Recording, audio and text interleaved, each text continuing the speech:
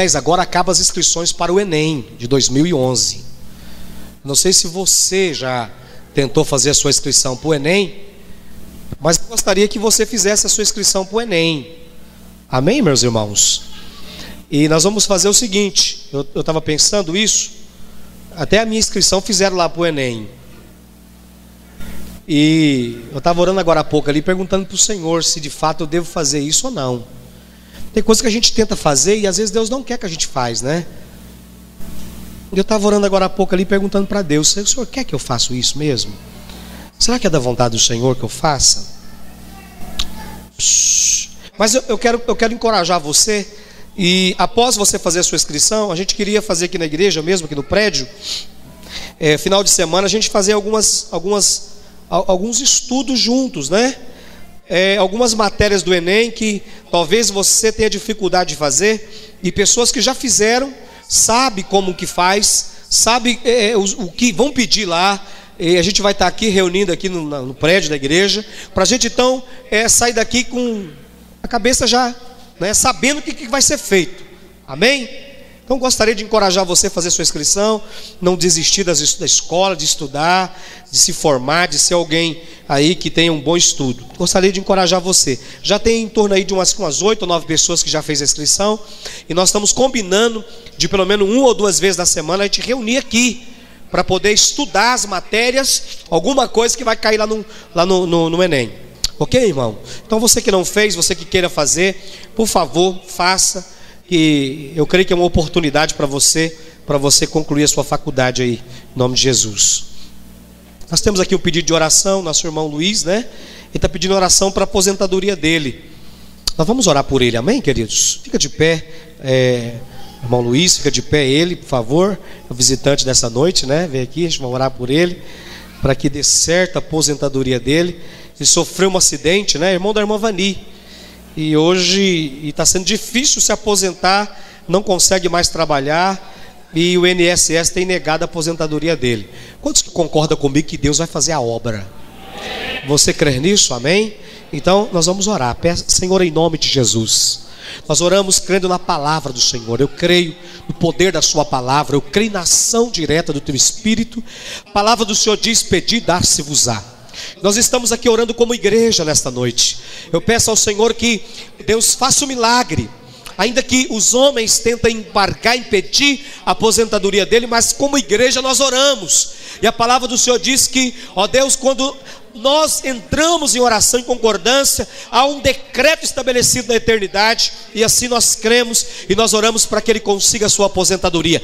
Nós abençoamos a vida dele em nome do Senhor Jesus. Nós declaramos que os céus se abram sobre a vida dele e que ele alcance esse benefício em nome de Jesus Cristo. Senhor, que ele possa, ao procurar a justiça, ele possa ser beneficiado, ele consiga alcançar êxito, Senhor Deus, na aposentadoria que tanto ele precisa. Nós como igreja oramos e pedimos em nome de Jesus. Amém e amém. Pode sentar. Louvado seja Deus. Reginaldo.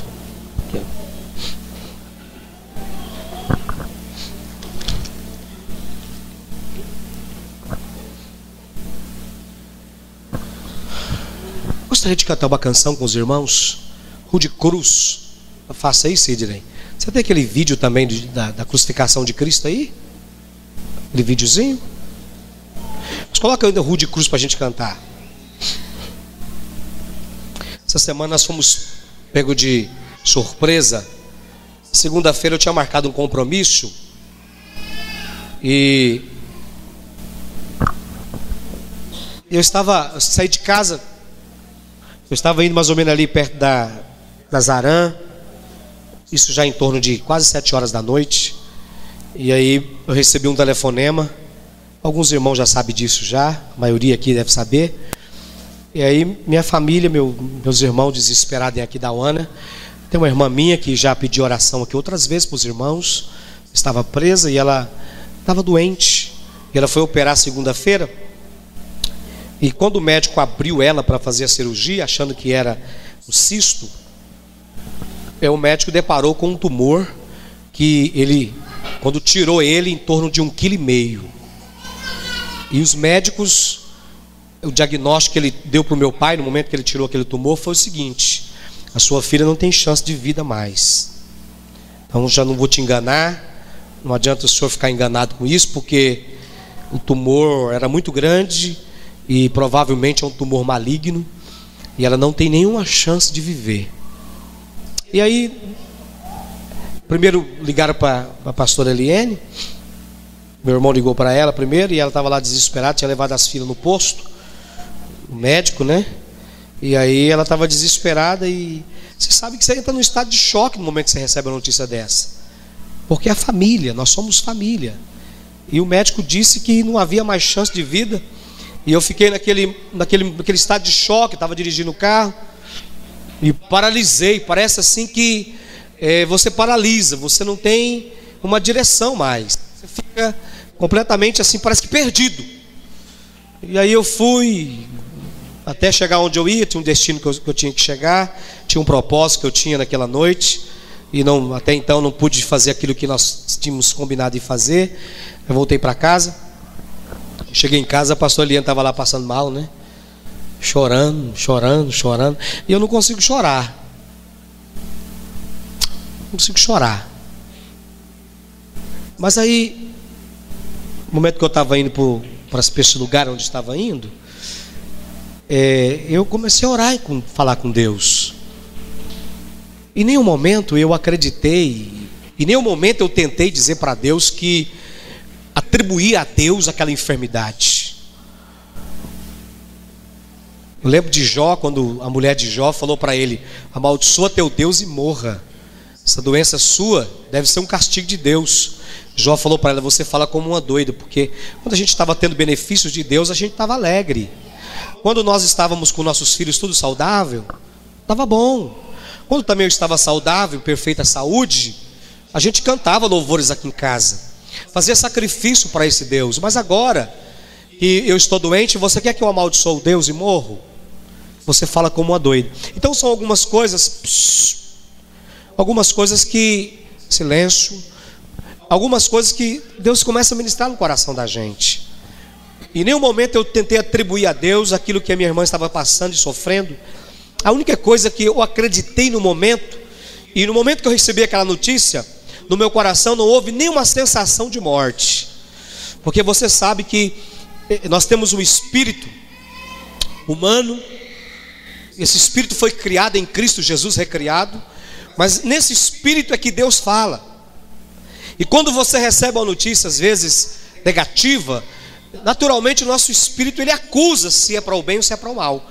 E eu não tive nenhum pressentimento, nenhum sentimento que ela ia morrer. E aí eu orando naquele carro, e entendi que Deus estava tratando com ela. Está desviada há anos já. E no outro dia eu fui para Aquidauana, eu, a pastora Eliane, fomos lá, a família vê ela. Chegamos no hospital, ela estava bem, corada, já o rosto, conversando. E eu falei: mas por que eles falaram que ela estava quase morrendo?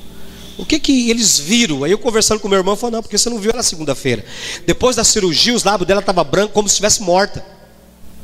Depois da cirurgia, a situação dela, eu vim aqui e olhei para ela e falei: ela não passa dessa noite.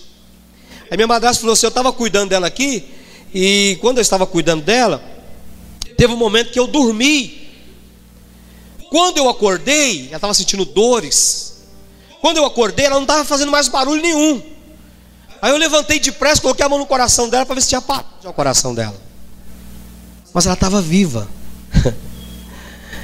E então eu orei por ela, ministrei para ela, falei para ela o que Deus estava querendo com ela. A última palavra minha para ela foi que é a última chance que ela tem em vida.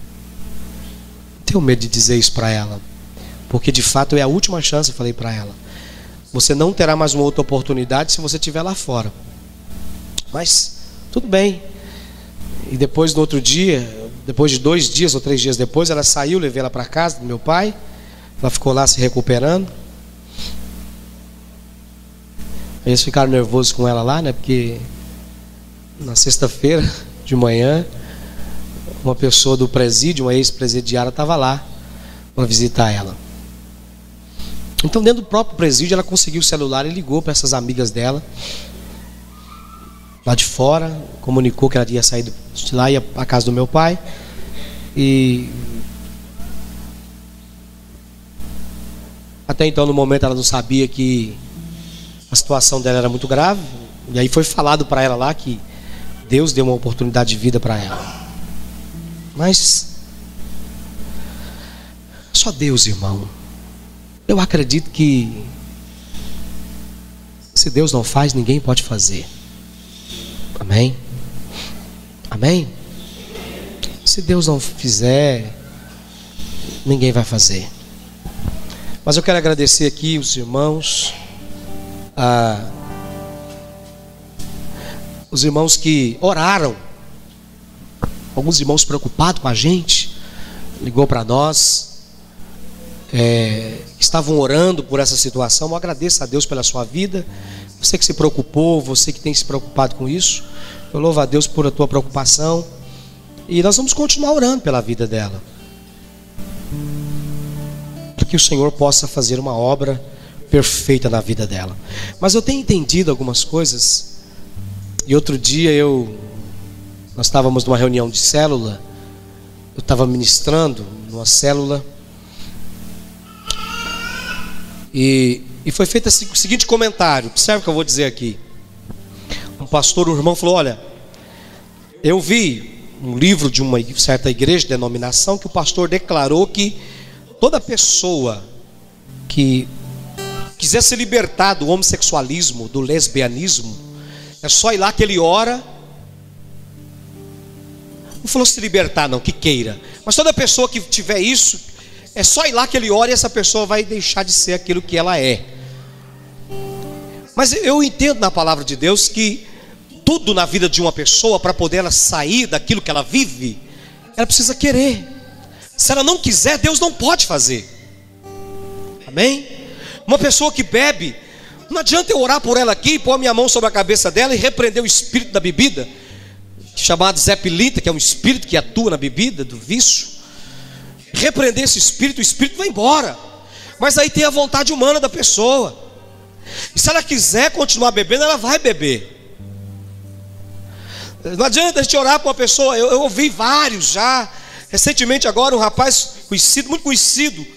Conheci ele, não é tão conhecido, mas conheci um profissional muito bom. Estava na Peniel já pela 3ª ou 4ª vez. Um bom profissional. Saiu de lá, ficou 6 meses internado e aparentemente estava liberto das drogas. Mas saiu, não ficou 2 semanas, já voltou de novo para as drogas. Porque tem que ter o querer da pessoa. Deus só age no querer do ser humano. Se o ser humano não quiser, Deus não pode fazer. Amém? Se não quiser, Deus não faz. A Bíblia diz que Deus nos deu o livre-arbítrio, ou seja, nós escolhemos, nós que escolhemos. Então o homem tem liberdade de escolha, para que naquele dia o homem não venha acusar Deus que fez a escolha por ele. Deus não faz escolha, quer dizer, Deus já fez escolha para mim, para você. Só que a decisão de andar nas escolhas de Deus é nossa. Amém? Posso ouvir um amém dos irmãos? Você está cansado que nem eu, irmão? Tá não, né? Vamos cantar Rude Cruz? Fica de pé para sair esse... Não sei se você que está que nem eu estou tão ruim aqui hoje, irmão. Misericórdia. Eu não quero passar esse negativismo para você não, mas eu estou tão ruim. Meu Deus. Rude cruz surgiu, dela um dia fugiu, como emblema de ver o bom e a dor. Bem alto. Mas contempla esta cruz, porque nela Jesus deu a vida por mim. Sim, eu amo a mensagem da cruz. Sim, eu amo a mensagem da cruz.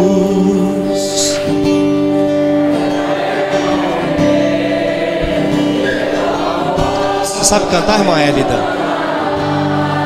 Sabe não?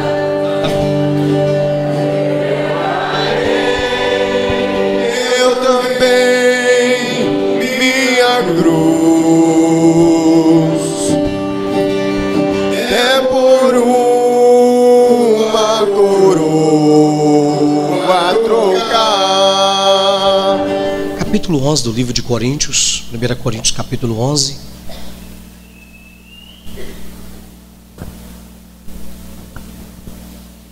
A palavra do Senhor diz assim: porque eu recebi do Senhor, que também vos ensinei, que o Senhor Jesus, na noite em que foi traído, tomou o pão, e tendo dado graças, o partiu e disse: tomai e comei, isso é meu corpo que é partido por vós, fazei isso em memória de mim.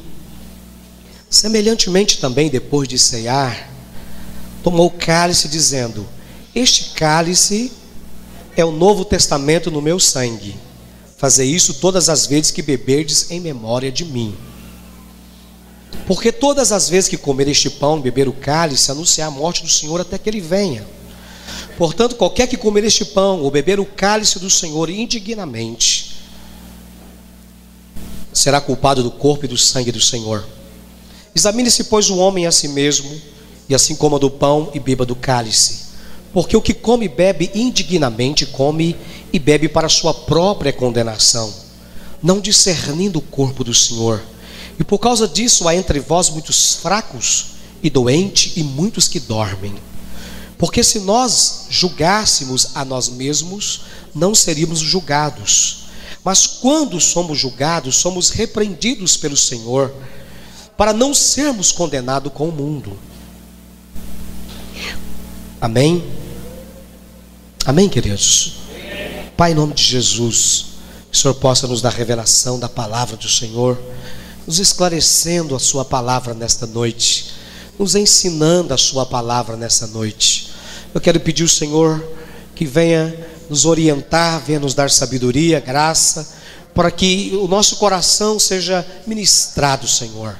Pai, em nome de Jesus, toda resistência que porventura possa existir de alguém nesta noite, para não receber a sua palavra, que possa cair por terra, e que cada coração nesta noite seja ministrado pela sua palavra, em nome de Jesus. Amém. Amém. Eu gostaria nesta noite de que você observasse esse versículo 31, 29, 30 e 31. Porque o que come e bebe indignamente, come e bebe para a sua própria condenação, não discernindo o corpo do Senhor. E por causa disso há entre vós muitos fracos, doentes, e muitos que dormem. Amém? O versículo 31 diz: porque se julgássemos a nós mesmos, não seríamos julgados. Mas quando somos julgados, somos repreendidos pelo Senhor, para não sermos condenados com o mundo. Amém? Eu gostaria que você observasse que o texto começa dizendo que aquele que come indignamente o corpo e o sangue do Senhor, diz o texto, essa pessoa, Paulo diz aqui que ela vai se enfraquecendo. Paulo diz que alguns ficam doentes, e ele chega a dizer que algumas pessoas dormem. Essa palavra dorme é literal, não é uma palavra significativa de alguém que dormiu, ou de alguém que está fraco espiritualmente, mas Paulo está dizendo aqui que essa pessoa aqui está morta. Por que essa pessoa morreu fora do tempo? O plano de Deus, o propósito de Deus não é que ninguém morra fora do tempo. Deus não planejou para mim, para você morrer fora de tempo. Não é essa a vontade de Deus, não é esse o querer de Deus. Mas Paulo está dizendo aqui que por causa de não discernirmos o corpo do Senhor, e porque tomamos a ceia do Senhor indignamente, de um modo que não deveríamos ter tomado, Paulo está dizendo que por causa disso, muitas pessoas estão fracas. Essa palavra fraca, ela pode ter dois significados. Ela pode significar do sentido físico, debilitada fisicamente, mas também pode significar uma pessoa fraca no sentido espiritual. Mas a palavra aqui também diz doente. Paulo está dizendo algumas pessoas que estão doentes dentro da igreja é porque não discernem o corpo e o sangue do Senhor, participam da mesa do Senhor de um modo indigno. Amém? Nessa noite eu gostaria, não de demorar muito tempo com você aqui hoje, mas de você rever algumas coisas. Amém? De você observar. Mas a maioria das pessoas falam assim: não, eu não estou bem, eu tenho um problema no meu casamento, não consegui reconciliar com a minha esposa, eu estou com um problema com a minha família, então eu não vou tomar a ceia do Senhor. Eu não devo tomar a ceia assim indignamente também. Você está desprezando a ceia do Senhor também. A grande verdade é que quando eu não estou bem, eu devo me consertar com Deus. Amém? Eu devo mudar meu procedimento, as minhas atitudes, porque lá no livro de João, o apóstolo diz assim, escrevendo a respeito de Jesus, que aquele que come, aqui Paulo está dizendo, ele é condenado, mas lá também o Senhor está dizendo: aquele que não come da minha carne, não bebe do meu sangue, não tem parte comigo, disse Jesus. Então, de um modo ou de outro, a melhor coisa que existe é quando eu e você reconciliamos, acertamos o que deve ser acertado, mudamos os procedimentos, porque o texto está dizendo que eu devo tomar, eu devo participar, eu não devo desprezar a mesa do Senhor, porque aqui Paulo está dizendo que devemos lembrar da morte, da ressurreição de Cristo há 2000 anos atrás, quando Jesus caminhou pelas ruas de Jerusalém, quando Jesus veio aqui para curar os homens, para libertar, mas também para salvar, para trazer vida, para trazer salvação aos homens, e Ele morreu numa cruz. Mas a Bíblia diz que ao terceiro dia Jesus ressuscitou daquele túmulo. E Ele está vivo. Amém? Ele está vivo. E pela palavra de Deus, pela revelação da palavra, Ele está vivo e está dentro de você. Você crê que Jesus está dentro de você? Amém? A Bíblia diz que você é o templo do Espírito Santo. E o Espírito de Deus mora dentro de você. Jesus então está dentro de você. Amém, irmão? Amém, irmãos? Diga assim para aquele do teu lado: Jesus está dentro de você.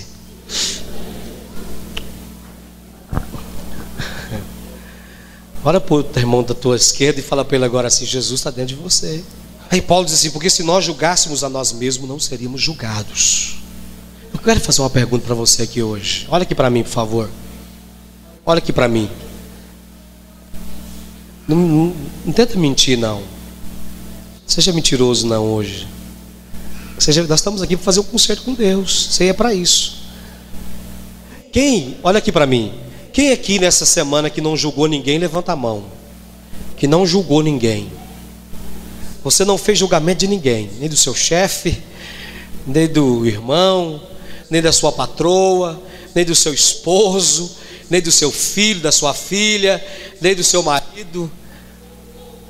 Quem aqui que essa semana não julgou ninguém? Só esse. Levanta a mão, fica de pé, que nós vamos te aplaudir de pé. Tem alguém aqui entre nós?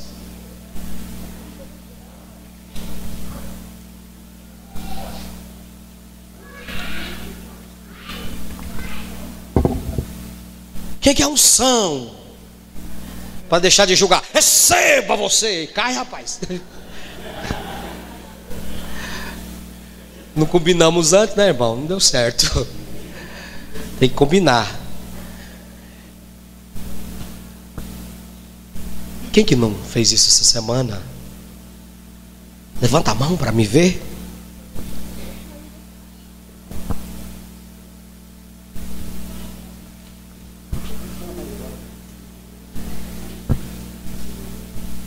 Só falta ela ir embora. A palavra é todinha para ela hoje. Então deixa eu dizer aqui: quem que não julgou?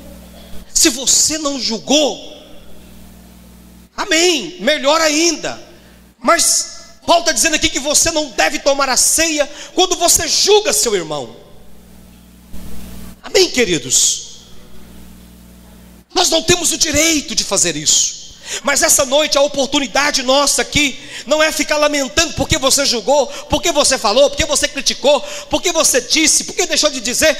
A oportunidade que eu e você temos aqui essa noite é de reconciliar. Posso ouvir um amém? Se você maltratou alguém, Deus te dá uma oportunidade de você reconciliar. Aí tem que ter humildade. O problema é que falta às vezes da gente humildade. Então Paulo diz: por causa disso é entre vocês fraco, doente e muito que dorme. Mas também não estou dando direito para você que está sentado nessa cadeira.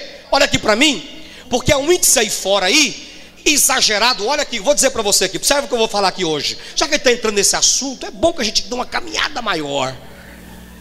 Há um índice aí fora. Esses dias eu tive que repreender um irmão e fiquei bravo com ele. Falei: você não pode falar isso, você não pode dizer isso, dizendo para mim que os crentes são os mais mal pagadores que existe. Eu falei: não aceito isso de forma nenhuma. Mas eu tenho algumas pessoas que me devem alguns produtos aí que é crente, mas eu não aceito isso. Eu acho que você é um bom pagador, você é o melhor pagador, amém? Diga para o teu irmão que está do teu lado: você é honesto, você é pagador, você paga todas as suas contas, você não deve para ninguém. Talvez você esqueceu. Ô pastor, agora estou lembrando. E hoje você vai ter que pedir perdão,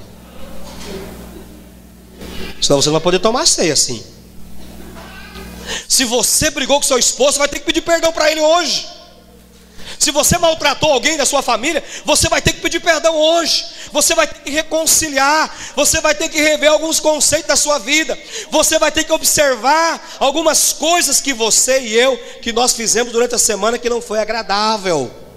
Paulo está dizendo aqui: eu não posso. A Bíblia diz lá no livro de Mateus, Jesus falou assim: olha, se alguém bater na sua face direita, ofereça a sua esquerda. A gente pregar isso aqui no culto é muito bom, irmão, ofereça a face esquerda, mas na hora da prática de oferecer o rosto é que é o negócio. Se alguém chamar você para caminhar uma milha, vai duas. Se alguém te pedir algo, não esconda dele. Vem vindo fulano de tal, ele vai vir na minha casa para me pedir um pacote de arroz. Diga que eu não estou.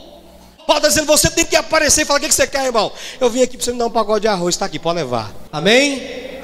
Então a Bíblia diz isso. Palavra de Deus diz isso. Palavra do Senhor diz isso. Paulo fala sobre amor de um modo assim extraordinário no livro de Romanos, que o amor deve ser não fingido, devemos amar, não importa as circunstâncias e as consequências que nos gere o amor. Paulo chega a dizer que o amor sofre, crê, tudo espera. O amor é algo que espera. Você tem que acreditar. Precisamos acreditar. Imagina Jesus, alguém que mais amou em toda a história foi Jesus. Imagina Jesus, pega 12 homens, e durante toda a caminhada com esses homens aqui, Jesus começa a observar: um traiu. Não está bom ainda, Sidney? Está bom, querido, está bom. Um traiu, o outro era incrédulo, não acreditava em nada. Jesus fazia milagre, ele duvidava.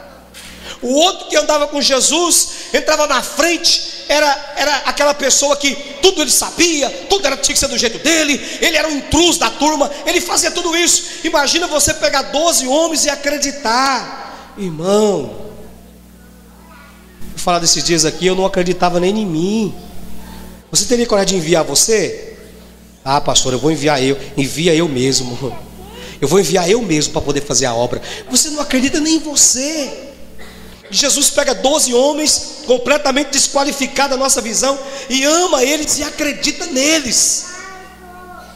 Quer dizer nessa noite para você que Jesus também acredita em você. Amém? Jesus ama você e acredita em você. Mas toda libertação de alguém, eu já vi pessoas ir para o encontro e falar: no encontro eu fui liberto. Foi coisa nenhuma. Libertação depende de você. Sabe, irmão?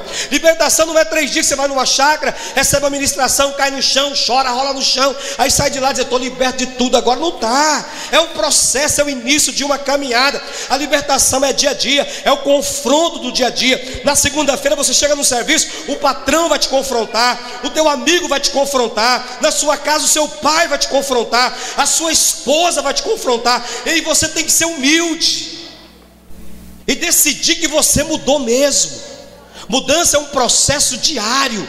Todo dia nós nos convertemos. Diga assim para o teu irmão: todo dia você e eu precisamos nos converter.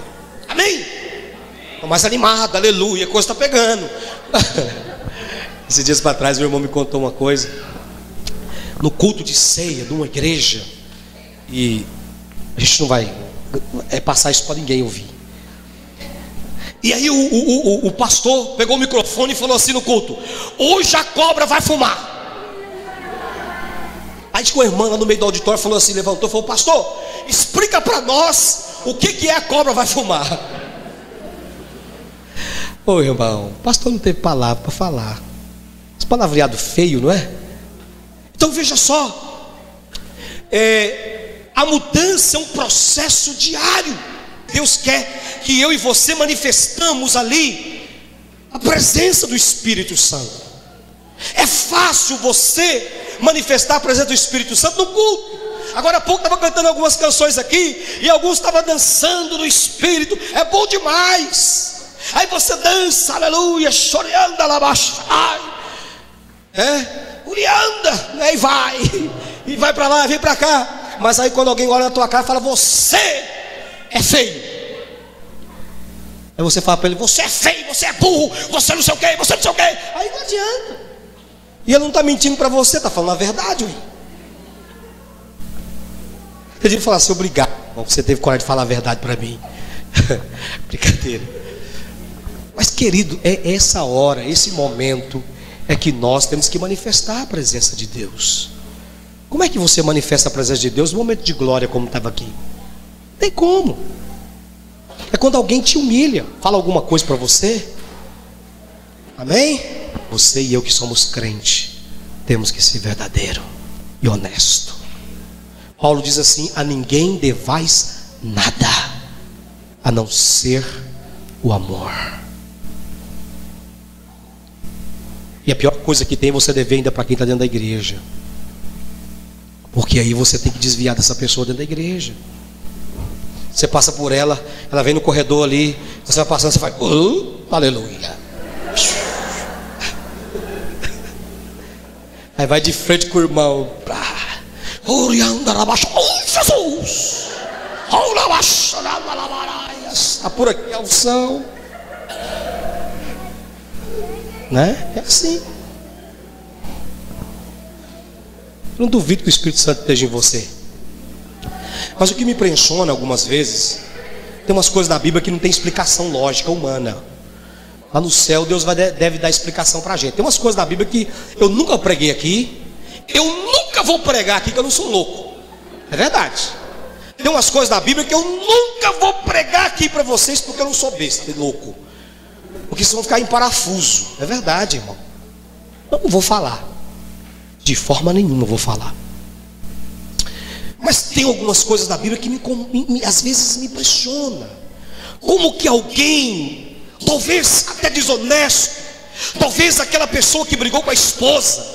Quantas vezes já ouvi história de pastores missionários, ou até mesmo de uma irmã, de um irmão que sobe no altar, que discutiu com a família, que brigou, e vem aqui em cima e canta, e talvez até a mulher está sentada no banco, talvez está tocando o instrumento dele, a mulher está sentada lá, ou pregando a palavra, e ele vem aqui e prega, e o povo cai no chão e rola, e o negócio flui, cai, aí o irmão fala: meu Deus, que unção!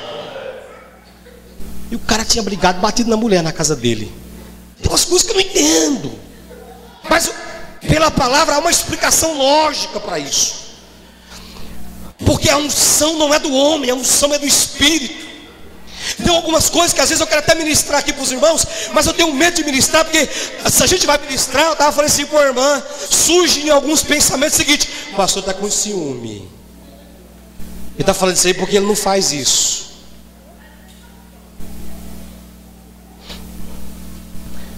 Eu vou encerrar aqui minha fala hoje.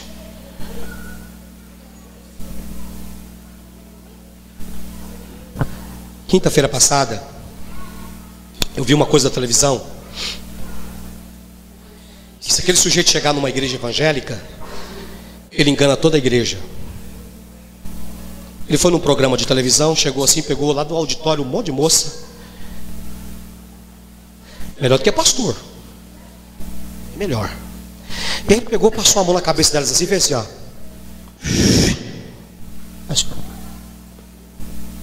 Só vai fazer o que eu mandar. E elas só fizeram o que ele mandou. Se numa igreja, vou te falar para você, os irmãos ainda fazem assim.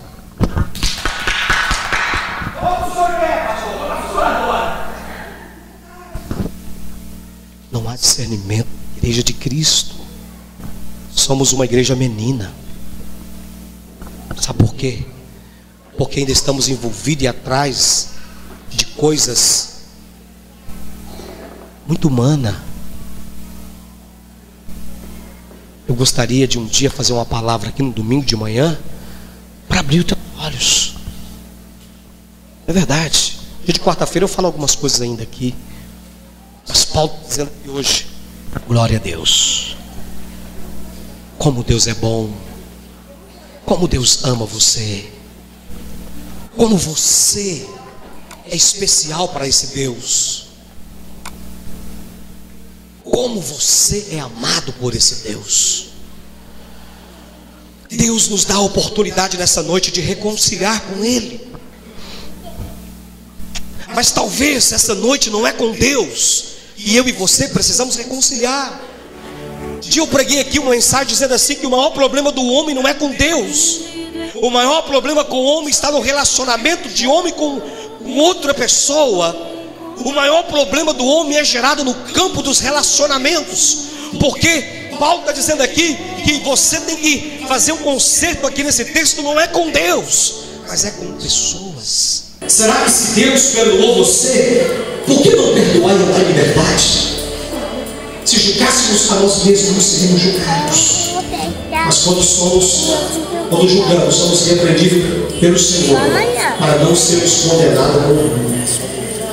Toda pessoa que vive debaixo de juízo, há uma condenação para ela. E hoje eu quero que você saia disso. Ande. Se você falou algo para a sua esposa, vai lá pedir perdão para ela. E pastor, mas é tão difícil pedir perdão. Mas por que você falou isso? Se você não pode pedir perdão, então não fale. Né? Se eu não gosto de pedir perdão para as pessoas, então eu não posso falar. Se eu não gosto de abraçar e dizer para a pessoa, me perdoa, eu te amo, eu não posso fazer isso. O caminho do perdão deve existir, sempre. E essa noite à noite você e eu fazemos isso. Amém? Amém? Mas meu esposo não está aqui, pastor, minha esposa. Olhe, peça, Senhor, peça perdão. Senhor, no momento que eu chegar em casa, eu vou reconciliar com essa pessoa. Não está aqui. Então você vai orar. Eu vou dar um minuto para você pensar, o Espírito Santo te lembrar, porque ele me lembrou agora há pouco ali. Ele vai lembrar você também. Amém? 1h30. Aleluia. Você está entendendo isso? Você compreende isso? Aleluia. Feche seus olhos. Comece a orar ao Senhor nessa hora. Esse é o momento de você e nós orarmos. Libera perdão, libera as pessoas. Não deixa lá. Você é filho, você é filho. Não importa o que fez. Se te prende alguma coisa no passado, solte ele agora. O Espírito do Senhor está aqui. Aleluia, glória a Deus. Opera nesta noite, Senhor.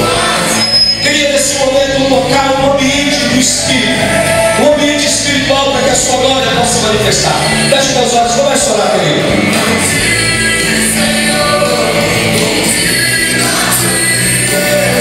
Glória ao Senhor. Deus é bom, maravilhoso, Pai. Nós estamos aqui para reconciliarmos com o Senhor.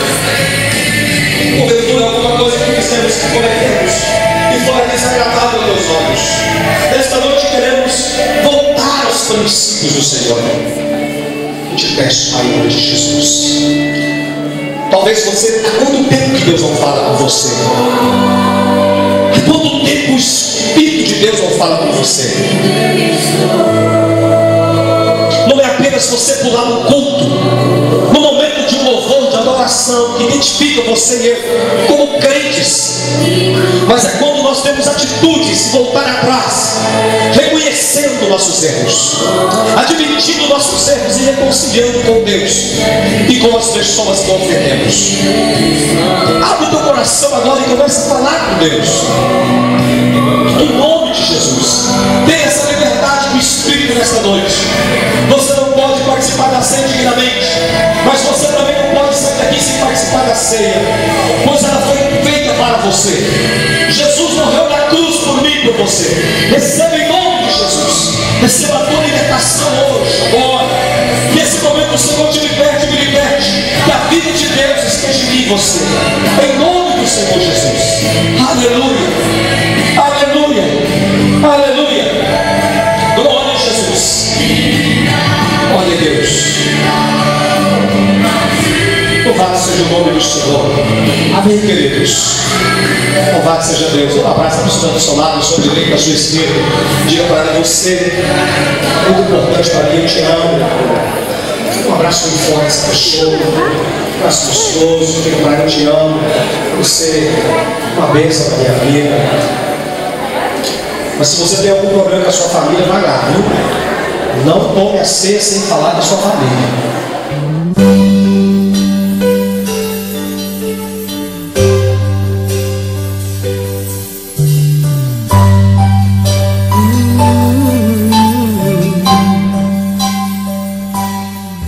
O pão, o vinho também, no peito uma dor, com aquilo que vem, de um lado um sorriso, do outro traição. Ele abençoa e parte o pão, os pés daqueles fiéis, e mesmo o traidor recebe assim teu vinho e o pão. Ao invés de rancor, lavou nossos pés e enxugou com a dor. Naquele partir estava todo o meu ser, partido por mim e pelo meu viver. E o vinho, o amor, o sangue, o perdão, em seu mergulhar a minha salvação. Naquele partir estava todo o meu ser, partido por mim e pelo meu viver. E o vinho, o amor, o sangue, o perdão, em seu mergulhar minha salvação.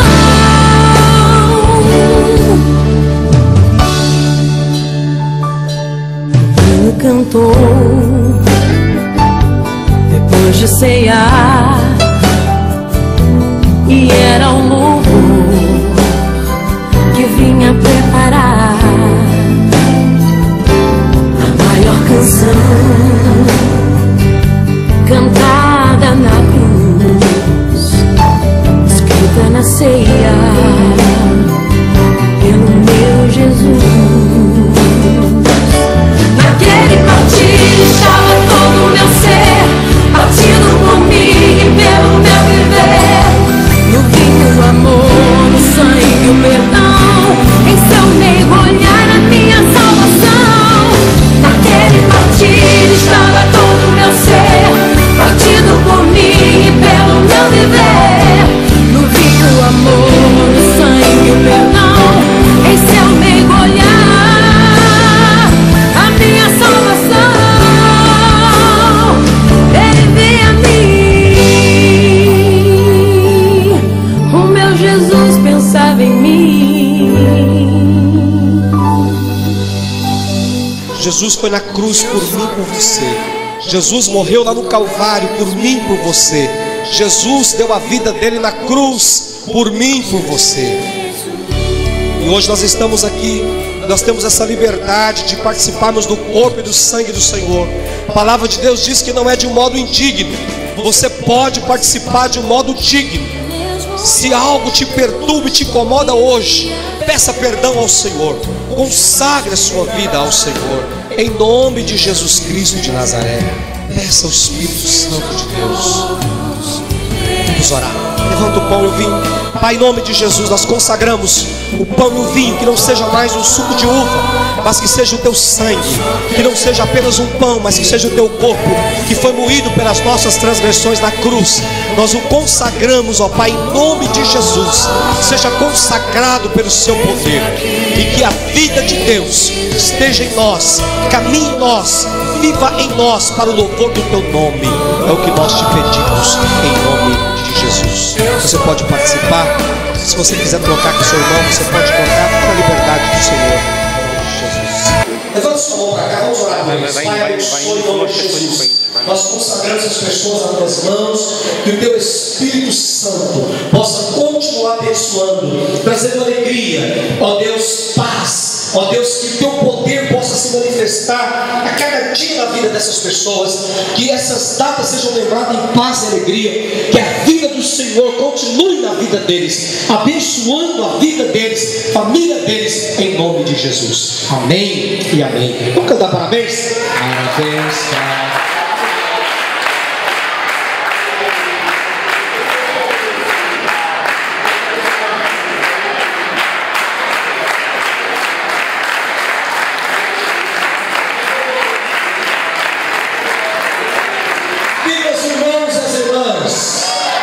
Vamos aplaudir o Senhor, querido, por eles. Amém. Glória a Deus. Lembrando, irmãos, que quarta-feira nós temos um culto. Nós temos oração de madrugada a partir de terça-feira, 5 da manhã e 6 horas da tarde, 11 horas da noite. E o Luciano e o Adriano vão fazer o culto do avesso sábado aqui. Aí você que quer participar, eu não vou estar aqui, porque a gente não é bonito lá direito.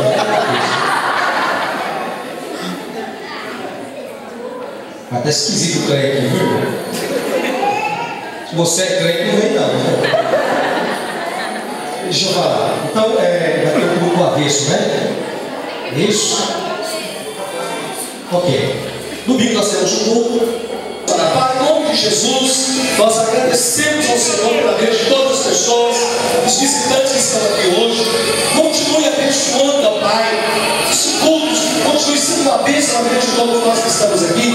Ó Deus, nos leve em paz, nos dê uma semana abençoada em paz, uma semana de vitória, de milagres, em nome do Senhor Jesus.